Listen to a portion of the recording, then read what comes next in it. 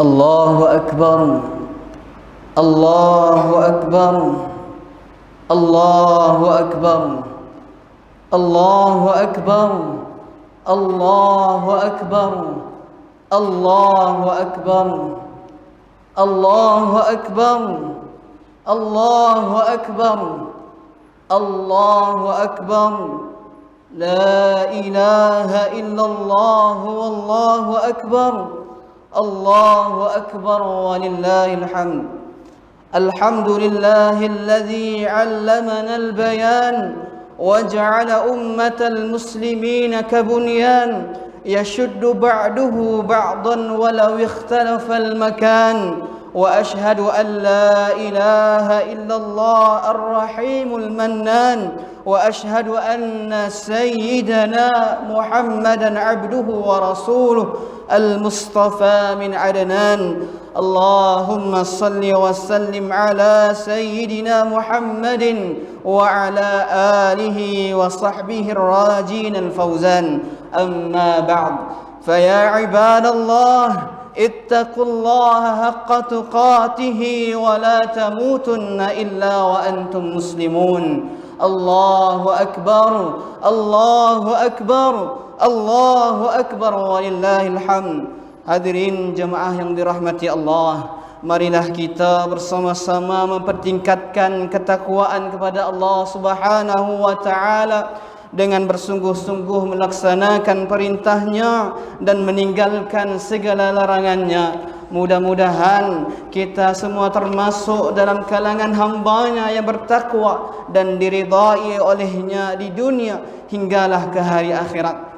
Di pagi Aidil Adha ini, khatib mengajak muslimin dan muslimat sekalian untuk menghayati khutbah Aidil Adha yang bertajuk Ibrah pengorbanan Nabi Ibrahim dan Nabi Ismail alaihi wassalam.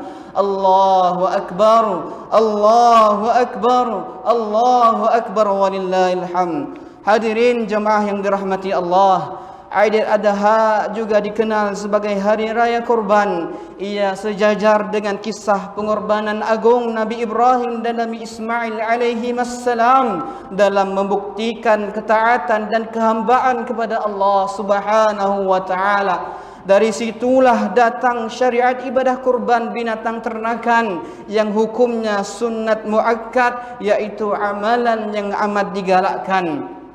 Gabungan sejarah pengorbanan dan tuntutan berkorban inilah yang menjadikan Hari Raya Aidil Adha mampu memberi kesan yang mendalam pada jiwa insan yang menghayatinya.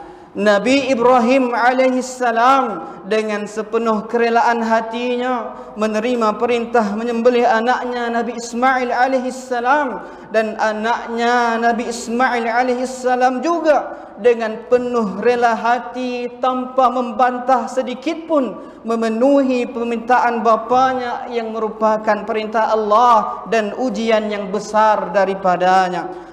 Kerelaan kedua anak beranak itu jelas dirakam oleh Allah Subhanahu wa taala menerusi firman-Nya dalam surah As-Saffat ayat ke-102.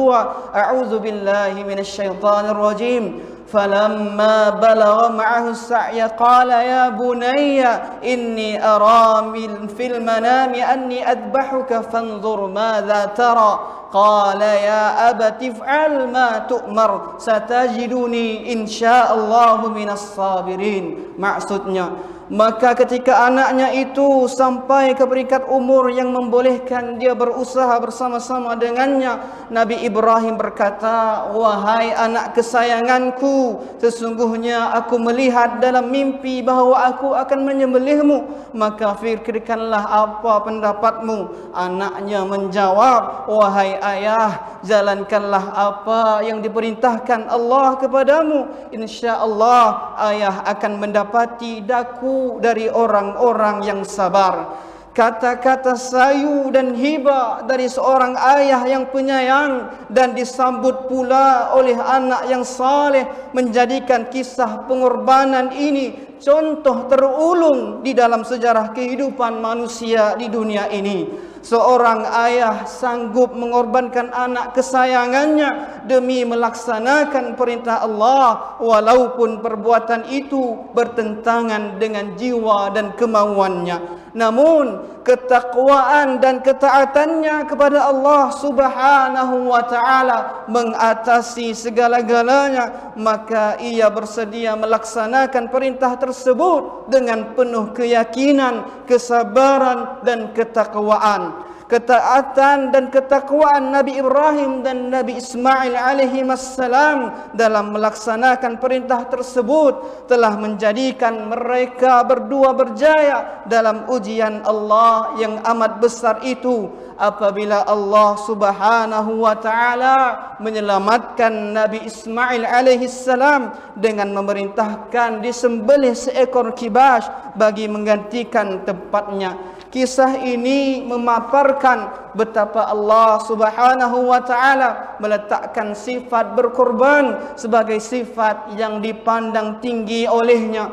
dan sekaligus menjadi bukti kepatuhan dan ketaatan kepada Allah Rabbul Alamin. Sesungguhnya ibadah kurban mengandungi hikmah yang begitu luas yang perlu difahami oleh setiap umat Islam. Hikmah-hikmah inilah yang menjadi pendorong dan membentuk keazaman di dalam jiwa untuk menyempurnakan ibadah kurban. Di antaranya yang pertama, menyemai ketakwaan ke dalam diri dengan mengutamakan ketaatan dan cinta kepada Allah Subhanahu wa taala mengatasi cinta kepada selainnya.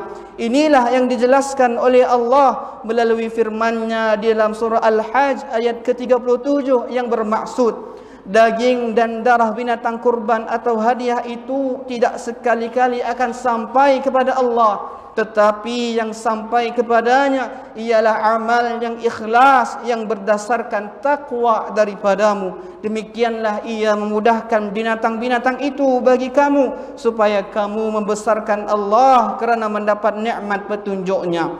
Yang kedua, menghayati dan meraih ganjaran ibadah agung ini. Inilah yang dimaksudkan oleh hadis yang diriwayatkan oleh Imam Abu Dawud rahimahullah daripada Zaid bin Arqam radhiyallahu anhu. Dia berkata, yang maksudnya para sahabat bertanya, "Wahai Rasulullah, apakah artinya sembelihan kurban ini?" Rasulullah sallallahu alaihi wasallam menjawab, "Iya sunnah bapa kamu Ibrahim alaihi salam." Mereka berkata, "Apa yang kami perolehi daripadanya?" Rasulullah sallallahu alaihi wasallam menjawab, "Bagi setiap helai rambut satu kebajikan." Mereka bertanya lagi, "Bagaimana pula dengan bulunya wahai Rasulullah?" Rasulullah sallallahu alaihi wasallam menjawab, "Bagi setiap helai rambut dan bulu halusnya satu kebajikan."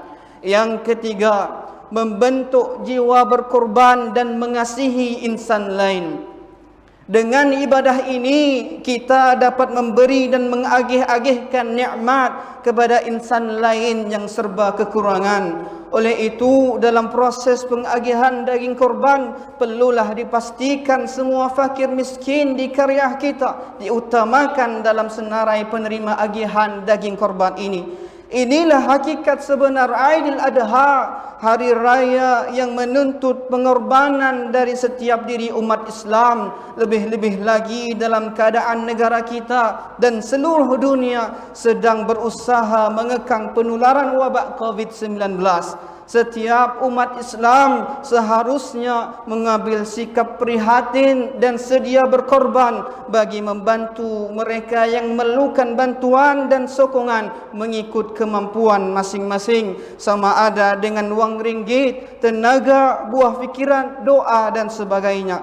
Semoga dengan secebis pengorbanan yang kita hulurkan, ia tetap dinilai sebagai amal saleh dan menjadi bukti kejujuran iman kita kepada Allah Subhanahu wa taala. Mengakhiri khutbah, marilah kita bersama-sama menghayati firman Allah Subhanahu wa taala di dalam surah Al-Hajj ayat ke-34.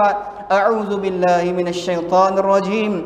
Wa likulli ummatin ja'alna mansakan liyadhkuru ismallahi 'ala ma razaqahum min bahimatil an'am fa ilahukum ilahu wahid falahu aslimu wa basyiril mukhbitin. Maksudnya, dan bagi tiap-tiap umat kami syariatkan ibadah menyembelih kurban atau lain-lainnya supaya mereka menyebut nama Allah sebagai bersyukur akan pengurniaannya kepada mereka. Binatang-binatang ternak yang disembelih itu kerana Tuhan kamu semua ialah Tuhan yang Maha Esa, maka hendaklah kamu tunduk taat kepadanya dan sampaikanlah berita gembira wahai Muhammad kepada orang yang tunduk taat.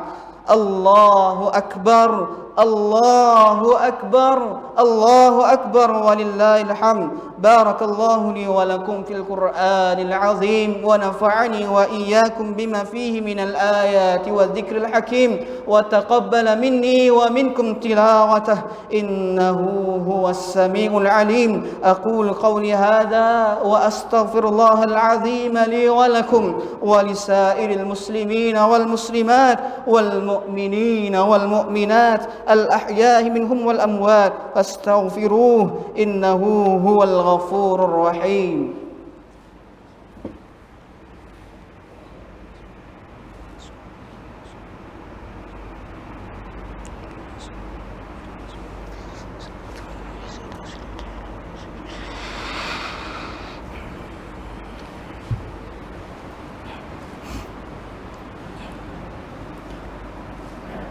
Allahu Akbar, Allahu Akbar, Allahu Akbar, Allahu Akbar, Allahu Akbar, Allahu Akbar, Allahu Akbar kabira walhamdulillahi kathira wa subhanallahi bukratan wa asila. لا إله إلا الله ولا نعبد إلا إياه مخلصين له الدين ولو كره الكافرون.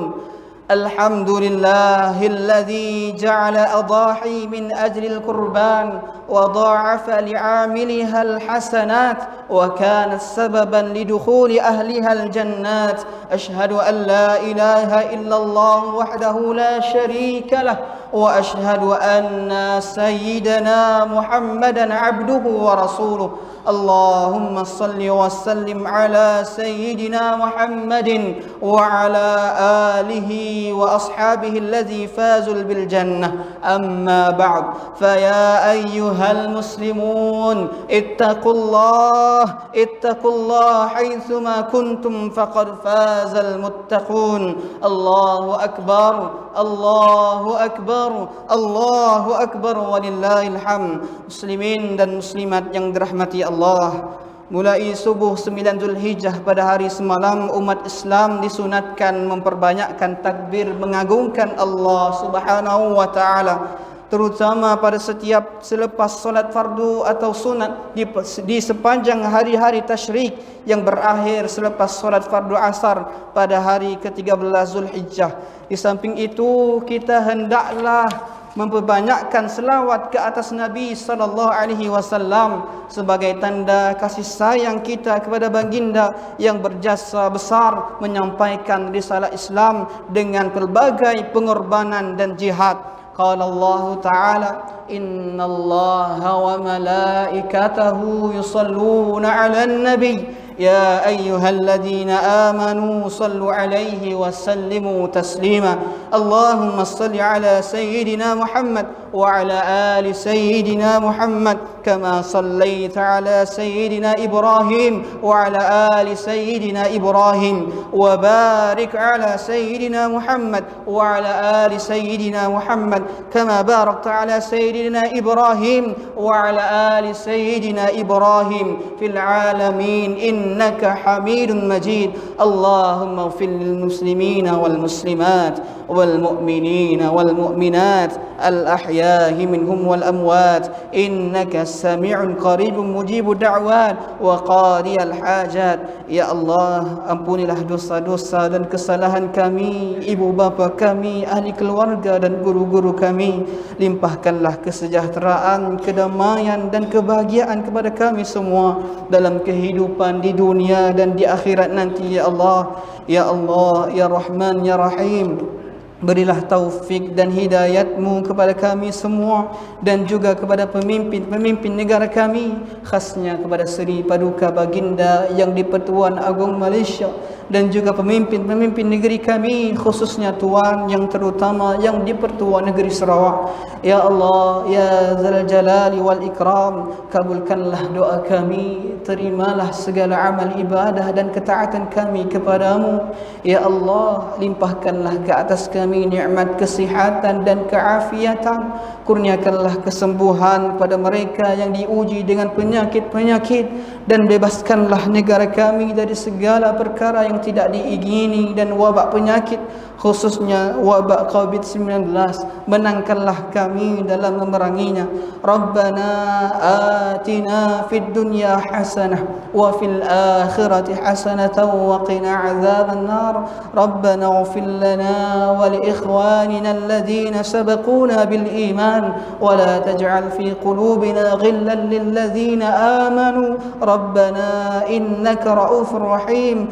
ووقفنا وإياكم لكل فعل حميد وأعاد علينا وعليكم من بركات هذا يوم السعيد وأعذنا وإياكم من أهل الحول اليوم الوعيد وأدخلنا وإياكم الجنة مع الفائزين الذين دعواهم فيها سبحانك اللهم وتحيتهم فيها سلام وآخر دعواهم أن الحمد لله رب العالمين.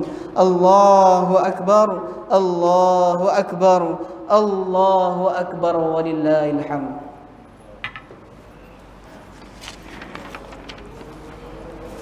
السلام عليكم ورحمة الله وبركاته.